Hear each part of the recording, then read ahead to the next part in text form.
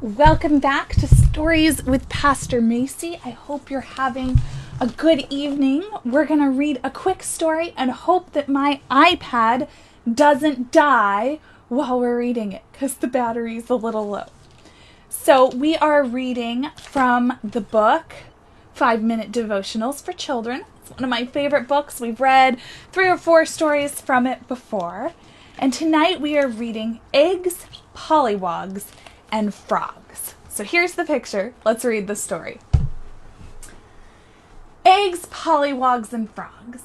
In a still pond, a mother frog lays her eggs. The eggs stick together under the water, waiting to hatch. When the time is right, little fish-like animals called tadpoles or polliwogs hatch from the frog eggs. They don't look like frogs at all. They have big heads and tails that wave in the water as the tadpoles swim in the pond. All day long, the tadpole swims and eats and grows. Sounds a little like quarantine.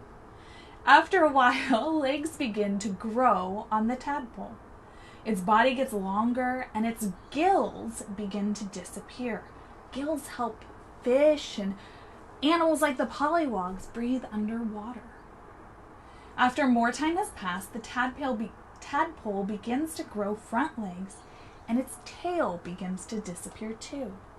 It looks more like a frog and it is called a froglet. Finally, the tail is gone and the frog is all grown up. It breathes air, but it can still swim when it wants to.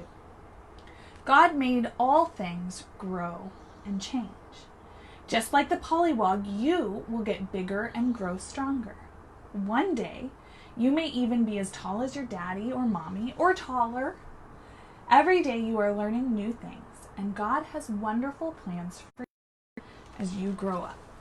There's a little frog coming out of the bushes, running to the water. And let's see if we can see all the things we learned about. So there's the little sticky eggs. And then what's that? That's one of the tadpoles. And then here it is starting to grow front legs. So that's a froglet. And then there's the full-grown frog. So one of the things I love about this book is it has some questions. So what is another name for a tadpole? We said it in the story. And what is something you might like to do when you grow up? Why do you think God makes all things grow and change? So right now at the Tabernacle Church, we're growing, we're changing.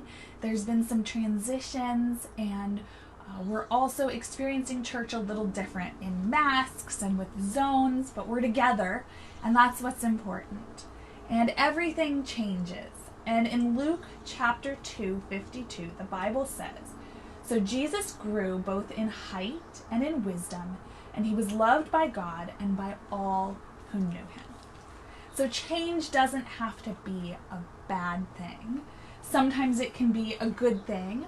Our tadpole or our pollywog wouldn't want to stay like that forever. It's important that it grows into a froglet, that its tail disappears, its gills disappear, and it becomes a happy little frog.